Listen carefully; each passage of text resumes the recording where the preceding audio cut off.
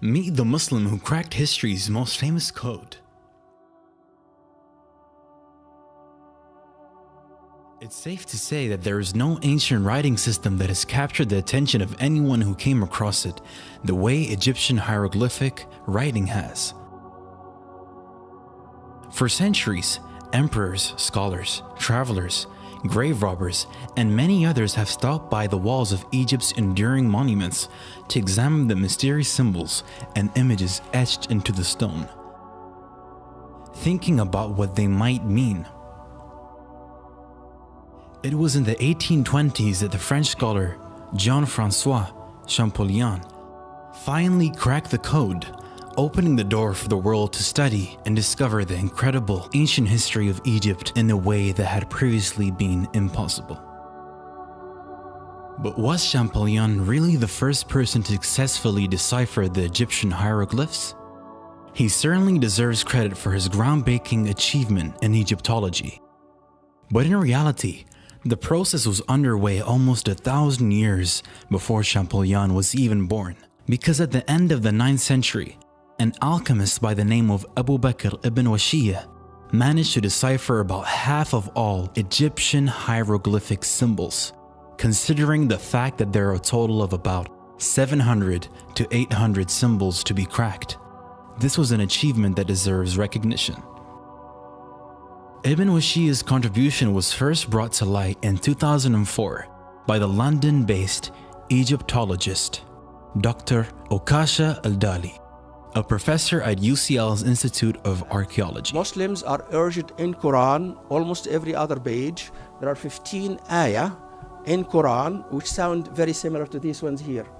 All these ayahs encourage Muslims and entice them into looking around them on the universe and study what they see around them.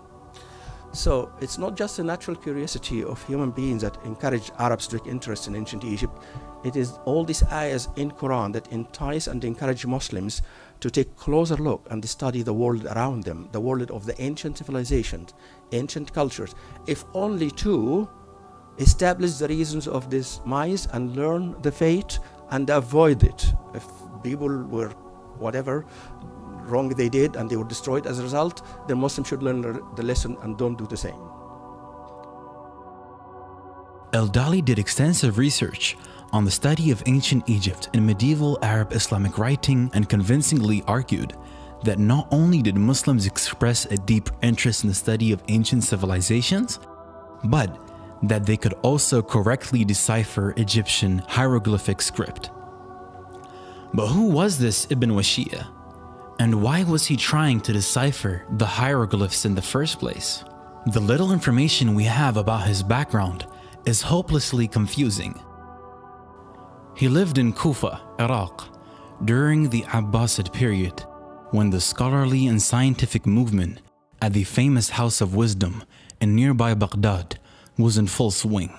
And he was an alchemist, which was probably in the hope of discovering the ancient Egyptians' secrets of alchemy that he was trying to decipher, their mysterious system of writing. He hacked other cryptic alphabets as well, 93 of them, in fact including alphabets used by the ancient Babylonian, Egyptian, Semitic, Hellenistic, and Hindu civilizations.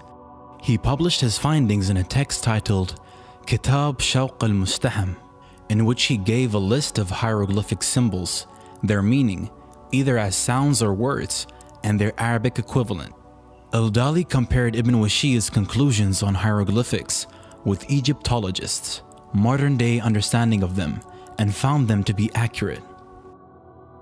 The discovery of Ibn Washiyah's contribution opened up the discussion of the role of classical Muslim thinkers in the field of Egyptology, which had been ignored for centuries, partly because of a prevailing Eurocentric emphasis on history, and partly because the relevant manuscripts were scattered and not accounted for.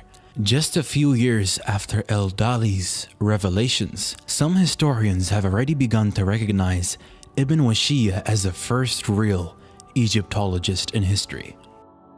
About a century later, another Muslim, Abu Rayhan al-Biruni, would become the first Indologist in history. Al-Dali emphasized that because of their prejudices about Islam, Western scholars have been unfair to classical Muslim Egyptologists. Western culture misinterprets Islam because we in the West think teaching of civilizations before the Quran is shunned, which isn't the case, he said. They valued history and assumed Egypt was a land of science and wisdom, and as such they wanted to learn their language to have access to such vast knowledge. In reality, the research in Egyptology that classical Muslims carried out is even more reliable than the research of their contemporaries in pre-modern Christian Europe. Critically, they did not, unlike the West, write history to fit with religious ideas of the time, which makes their accounts more reliable, said Al-Dali. They were also keen on the universality of human history based on the unity of the origin of human beings and the diversity of their appearance and languages. Ibn Washiyya is just one example of the general attitude towards ancient civilizations that Dr. Al-Dali is describing in these statements. Shortly before Ibn Washiyya's time, the famous Abbasid Khalif al-Ma'mun had visited Egypt while on a military campaign and had asked a sage, Ayyub ibn Maslama, to try to translate the fascinating hieroglyphics for him. Ayyub failed, but Ma'mun at least managed to force open the blocked entrance to the Great Pyramid at Giza that tourists still use today.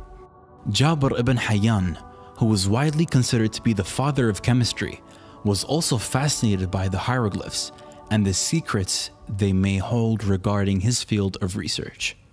Similarly, the 9th century Sufi saint Dhuhn Nun al-Misri was also deeply interested in the Egyptians' hieroglyphs.